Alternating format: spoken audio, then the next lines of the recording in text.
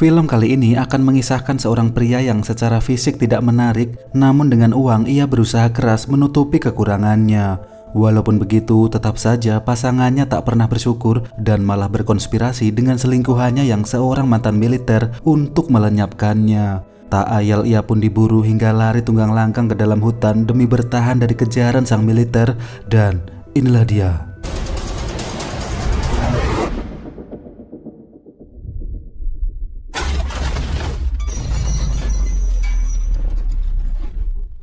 Di awal cerita terlihat seorang pria bernama Roger sedang mencuri karya seni lukisan mahal di sebuah rumah mewah. Katanya ada 3 aturan penting menurut Undang-Undang Dasar Komunitas para Pencuri. Pertama, pastikan menguasai kondisi sekitar. Yang kedua, lakukan maksimal 10 menit. Dan yang ketiga, jangan sampai meninggalkan jejak DNA. Setelah semua aman, Roger kemudian menukar lukisan itu dengan lukisan palsu, lalu memasangnya seperti semula yang tentu agar sang tuan rumah tak curiga sama sekali. Du kommer over et kunstverk. En av 2 ting være nødt til å skje. I fullt at du slipper å bekymre deg for noe som helst.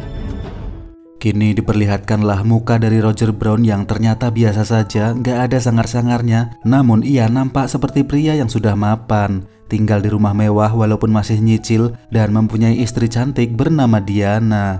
Ya, semua tindak pencurian di awal film tadi semata-mata untuk mencukupi gaya hidup mewah Diana. Karena Roger sadar secara fisik dia kalah, maka ia harus punya banyak uang agar Diana tak pergi meninggalkannya. Kini Roger telah sampai di kantor dinas perekrutan tenaga kerja tempatnya bekerja. Sebagai orang kantoran walaupun punya jabatan, tetap saja gajinya terbatas karena ia hanya karyawan pemerintah biasa. Suatu hari ia mendapatkan tugas menginterview pelamar bernama Lander yang jago teknologi, di mana perusahaan tekno bernama Pathfinder juga sedang mencari karyawan. Ia pun berbincang-bincang tentang keahlian serta akademi Lander, namun tiba-tiba Roger malah bertanya apakah Lander punya pengalaman tentang karya seni. Lander tentu bingung, seni bukan keahliannya, namun ia memang punya sebuah karya seni di rumahnya. Mendengar itu, Roger pun senang karena tahu alamat Lander dan berencana untuk mencuri karya seni itu, lalu menghubungi temannya bernama Alex. Bergegaslah Alex yang seorang karyawan bidang keamanan security menonaktifkan sementara CCTV di kompleks perumahan, sementara Roger berhasil memasuki rumah Lander.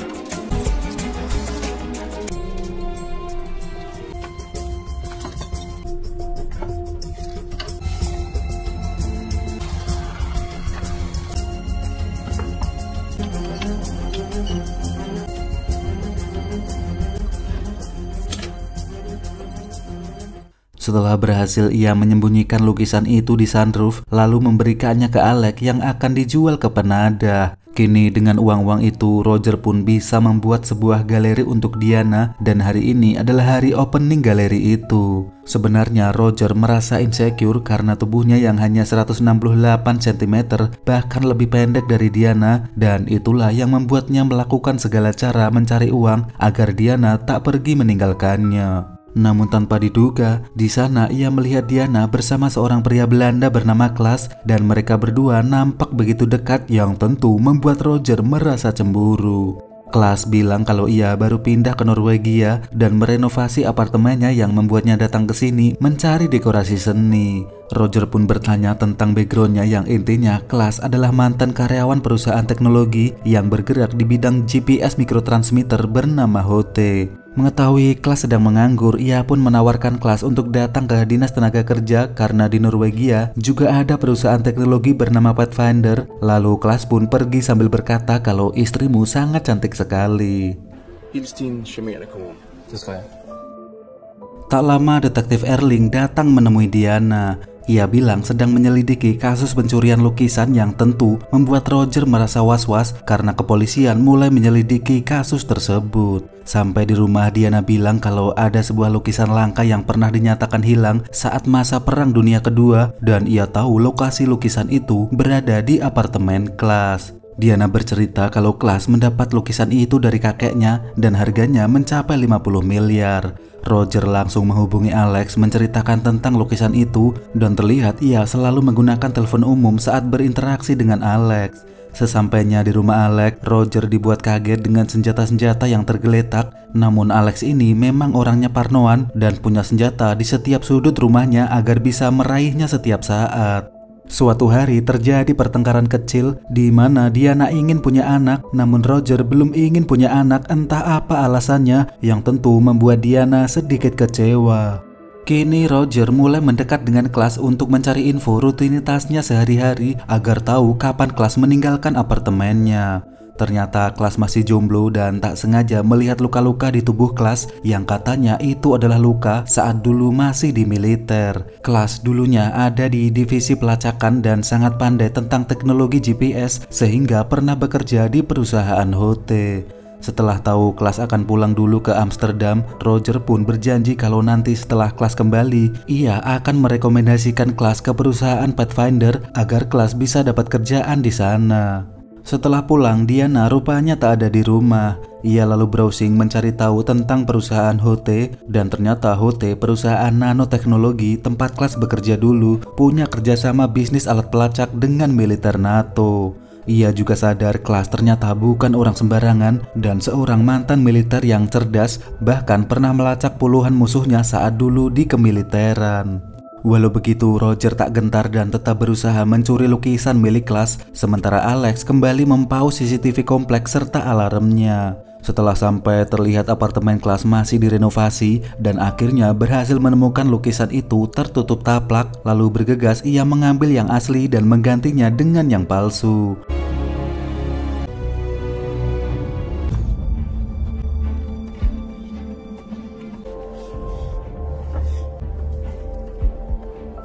Namun saat akan pulang, ia melihat anak-anak bermain yang membuatnya kepikiran untuk menelpon Diana dan merencanakan kehamilan. Akan tetapi tak lama malah terdengar suara ringtone dari kamar tidur kelas.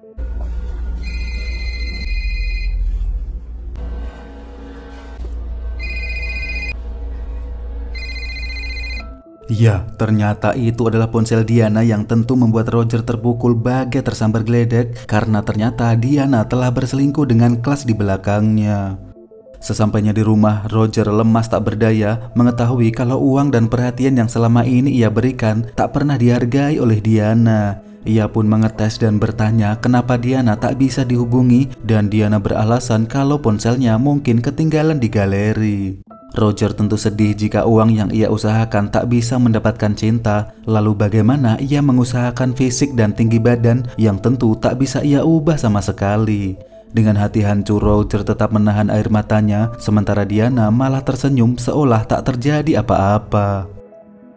Esok harinya kelas sudah kembali ke Norwegia dan diinterview oleh perusahaan Pathfinder, namun ia hanya akan lolos jika Roger merekomendasikannya karena kelas adalah warga negara asing. Akan tetapi dengan dendam di hatinya, Roger pun tidak jadi merekomendasikan kelas yang tentu membuat kelas kecewa dan terjadi ledakan api di antara mereka.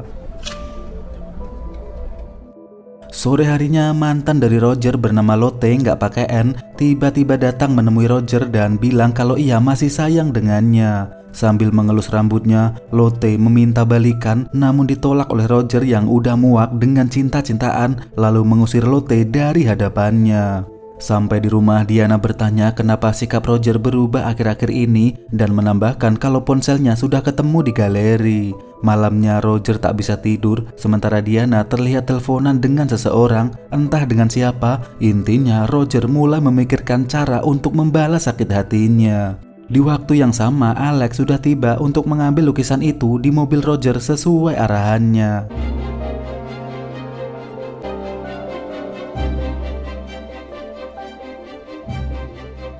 Pagi harinya, Roger yang akan berangkat terkejut melihat Alex yang malah ketiduran di mobilnya. Sudah digampar-gampar, ia tetap tak bangun dan setelah dicek ternyata tak ada lagi denyut jantung di nadi Alex. Ia tentu kalut karena Alex mati di mobilnya, kemudian memasukkan tubuh itu ke dalam bagasi.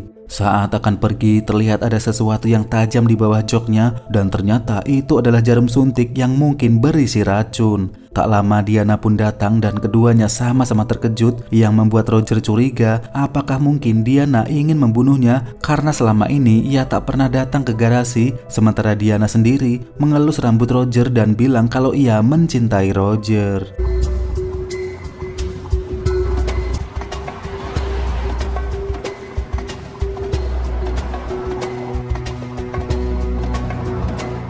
Kini Roger pun pergi ke hutan terpencil dan menenggelamkan Alex di danau dengan batu sebagai pemberat agar tubuhnya tak ditemukan. Karena badan Roger kecil, ia pun kesusahan namun akhirnya berhasil melempar Alex. Akan tetapi tiba-tiba saja Alex tersadar dan langsung kembali diselamatkan oleh Roger.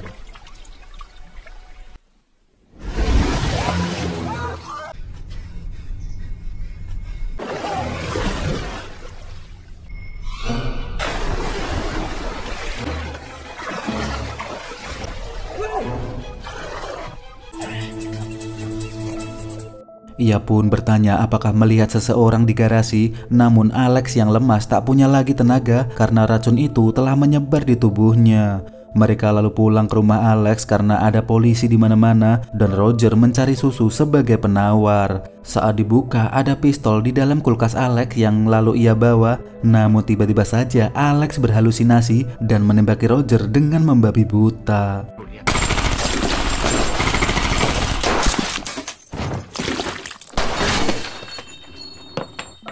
Ya, Alex pun tewas terkena tembakan Roger yang kaget dan tentu ia bingung dengan ini semua karena temannya telah tewas dan siapa sebenarnya yang menaruh racun itu di jok mobilnya. Apakah mungkin Diana benar-benar ingin membunuhnya agar bisa bersama dengan kelas?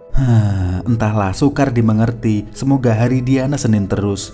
Di waktu yang sama ternyata kelas sudah tahu posisi Roger dengan bantuan pelacak canggih dan berusaha untuk menghabisinya yang membuat Roger ketakutan lalu pergi dari sana.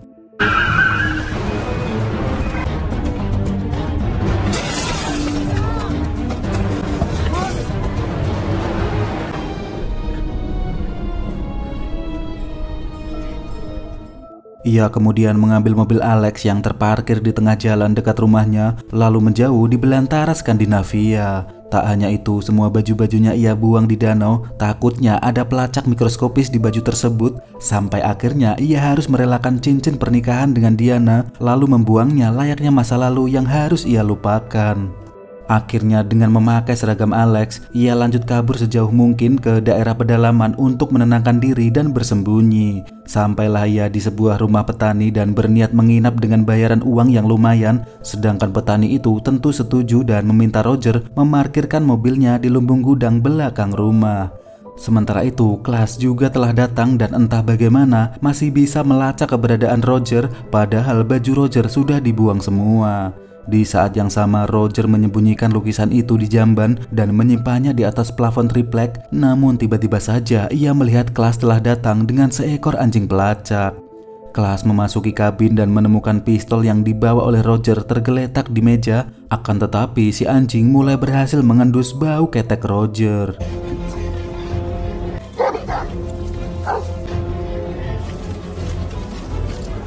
Tentu tak ingin mati di jamban, Roger pun nekat masuk ke dalam WC menenggelamkan seluruh tubuhnya sambil mengemut sebatang pipa sebagai alat pernafasan.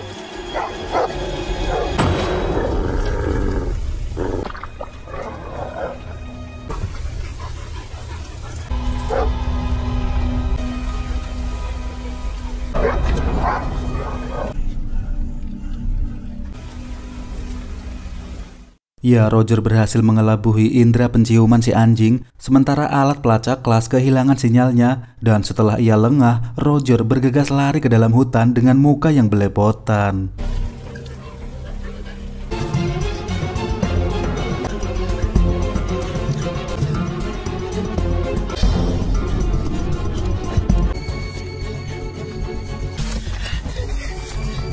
Sesampainya di gudang, ia berencana kabur, namun ternyata mobilnya telah disabotase oleh kelas. Ia lalu memasuki rumah si petani dan betapa terkejutnya melihat petani itu ternyata telah tewas, lalu kembali berencana menaiki traktor, namun tiba-tiba saja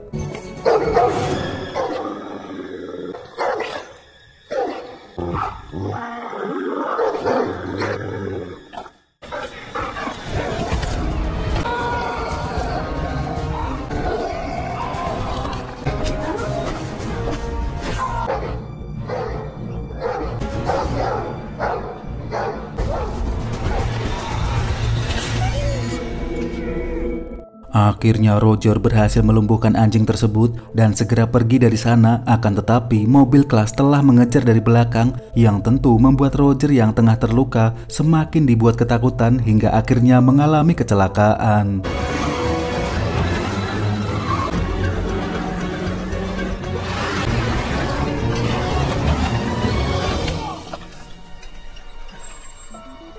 Ternyata itu bukanlah kelas, melainkan orang random yang tentu bingung mencium bau yang sangat familiar lalu membawa Roger ke rumah sakit.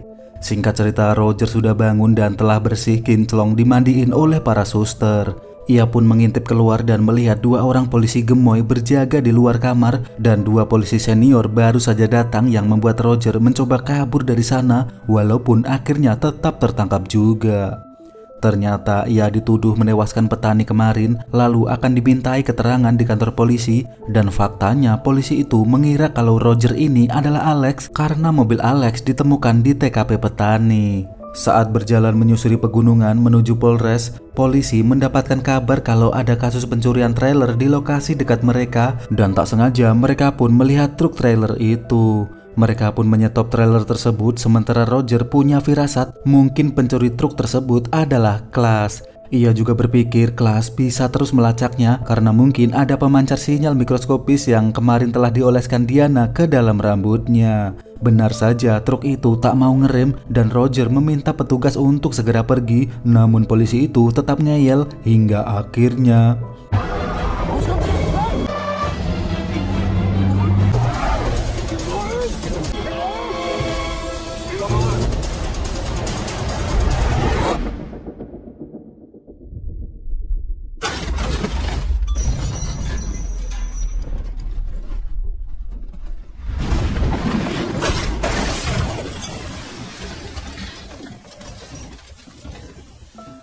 ya, mereka semua tewas jatuh ke sungai. Beruntung ternyata Roger berhasil selamat karena badannya kecil mungil dan duduk di tengah-tengah 2 polisi gendut yang menciptakan efek shock absorber.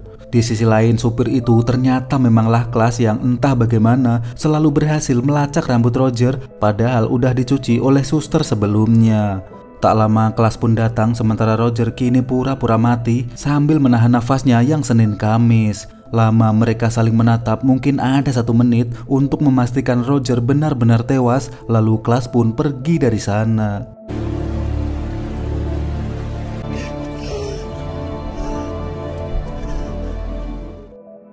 Setelah situasi aman, Roger berhasil mencari kunci dan melepaskan borgolnya lalu mencukur habis rambutnya karena bisa jadi pemancar itu masih meresap ke dalam rambut dan memasukkan rambut-rambut itu ke bungkus ciki lalu dimasukkan ke dalam jaket salah satu polisi agar Klaas tetap mengira Roger telah mati. Dengan kepala botak, Roger semakin sedih bukan karena tak bisa keramas lagi, melainkan ia masih tak menyangka Diana yang selama ini ia perjuangkan tega mengkhianati bahkan menghancurkan hidupnya.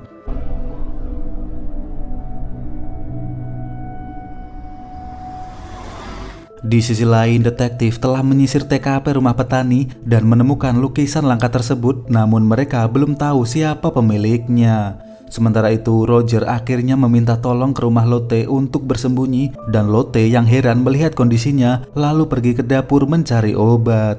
Roger lalu mencari gunting karena kainnya terlalu ketat, namun ia dikagetkan dengan pulpen berlogo Lotte di dalam laci, lalu mencari Lotte yang malah berada di toilet dan kepergok tengah menghubungi seseorang. Ya, ternyata Lotte memberitahu Klaas kalau Roger masih hidup berada di apartemennya yang tentu membuat Roger marah besar karena rupanya Lotte juga bersekongkol dengan Diana dan juga Klaas. Akhirnya Lotte bercerita kalau Klaas ingin menjadi CEO di perusahaan Pathfinder yang bernilai triliunan, namun ia marah karena Roger yang seorang dinas tenaga kerja batal merekomendasikannya. Roger tak percaya karena tentu mana mungkin Klaas membunuhku hanya gara-gara pekerjaan dan ia akhirnya sadar kalau Lotte lah yang mengoleskan pemancar itu di rambutnya kemarin. Roger semakin bingung apa motif dari Klaas, apakah karena pekerjaan atau justru karena ingin merebut Diana atau bahkan keduanya. Entahlah, belum ada kepastian dari motif itu dan Roger pun memaafkan Lotte lalu menyimpan pistolnya di dalam kolor. Namun ternyata Lotte berencana menghabisi Roger karena sudah dibayar oleh Klaas dan terjadilah perkelahian di antara mereka.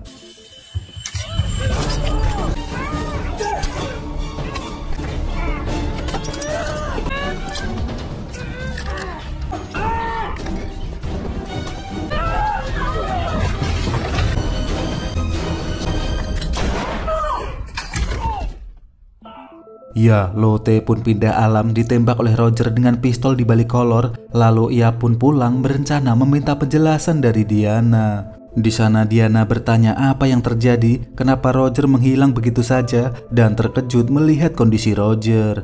Ia bilang kalau dirinya tak ada hubungan apa-apa dengan Klaas, bahkan Diana tak suka dengannya dan menambahkan kalau ia kemarin bertemu Klaas hanya untuk melihat lukisan saja.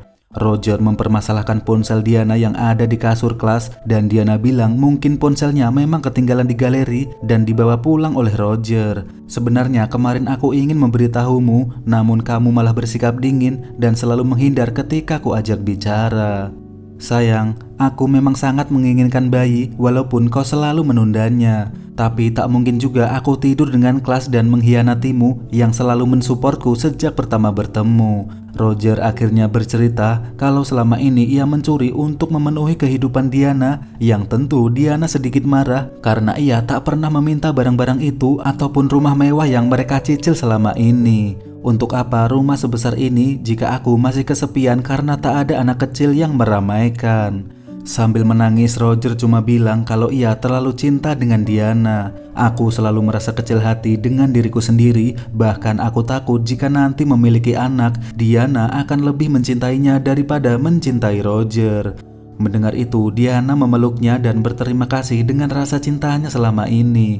Ia juga mencintai Roger tanpa pernah memandang fisiknya ataupun ekonomi dan berjanji tak akan pergi bagaimanapun keadaannya. Esoknya Roger pun pamit pergi sementara untuk menghilangkan barang bukti rambut yang ia simpan di kantong baju polisi kemarin. Sementara itu Diana malah kembali menghubungi Klaas yang tampan rupawan lalu bilang ingin ketemu dengannya. Lolo. Kembali ke Roger yang kini tiba di rumah sakit dan menyusup ke departemen patologi kamar otopsi, lalu mengambil rambutnya yang kemarin ia masukkan ke dalam bungkus ciki. Namun saat keluar tak lama ia bertemu dengan detektif Erling. Beruntung detektif itu tak ingat siapa wajah Roger. Sementara itu Diana menemui Klaas di apartemennya dan saya juga tak tahu apa yang sedang mereka lakukan di dalam sana. Di rumah sakit, detektif dan forensik menyimpulkan kematian polisi itu disebabkan kecelakaan, sementara Roger berhasil mengamankan rambutnya. Ia pun pergi ke rumah Alex untuk membersihkan sidik jarinya dan memanipulasi TKP sedemikian rupa agar ia tak dicurigai. Namun tiba-tiba saja Klaas telah datang menemukan lokasinya karena diberitahu oleh Diana. Klaas pun bilang kalau Diana lebih memilihnya daripada Roger yang jelek dan pendek. Lalu ia pun menarik pelatuknya, namun ternyata peluru itu palsu dan seketika Roger pun menghujaninya dengan peluru. Ya, sambil tersenyum Roger pun berkata, kau tahu Klaas, Diana hanya mencintaiku. Ia mendatangimu hanya untuk mengganti pelurumu dengan peluru palsu. Sungguh pria yang malang. Kau tampan, tinggi, cerdas, tapi kau tak pernah paham apa arti cinta yang sesungguhnya. Setelah balas dendam tuntas, Roger memanipulasi TKP dan meletakkan pistolnya di tangan Alex agar polisi mengira Klaas dan Alex yang saling tembak-menembak. Ia pun segera cabut dari sana dijemput oleh Diana yang sepanjang film kita dibuat suuzon kepadanya. Seminggu kemudian polisi menyatakan pelakunya adalah Klaas karena semua bukti mengarah kepadanya. Peluru yang menewaskan Lotte juga telah ditukar oleh Roger dengan peluru yang sama dengan yang digunakan Klaas. Roger berhasil membersihkan namanya, bahkan kasus pencurian lukisan itu dianggap dilakukan oleh Alex sendiri, yang tentu membuat polisi mengira kalau Klaas memburu Alex di rumahnya hingga keduanya tewas. Semua rencana Roger berjalan dengan lancar, namun ada satu kesalahan yang tak bisa ia manipulasi, yaitu waktu kematian Alex tidak sama dengan waktu tembak-menembak. Detektif tentu merasa janggal, namun akhirnya kasus itu pun ditutup karena tak ada petunjuk lain. 1,5 tahun kemudian, Roger sudah tobat tak lagi mencuri, lalu pindah ke rumah sederhana karena gajinya tak sanggup bayar cicilan. Namun ternyata ia lebih bahagia di rumah itu karena Diana tetap mencintai Roger apapun kondisinya. Bahkan Roger akhirnya mau memiliki anak dan kini Diana sudah hamil 6 bulan. Di akhir cerita, Roger pun membayar lunas dosanya kepada Lander yang di awal film tadi ia curi lukisannya, lalu merekomendasikan Lander menjadi CEO di perusahaan Pathfinder sesuai keahliannya, dan film pun ditutup dengan sebuah pesan dari Roger. Namaku adalah Roger Brown, tinggiku cuma 168 cm dan itu lebih dari cukup.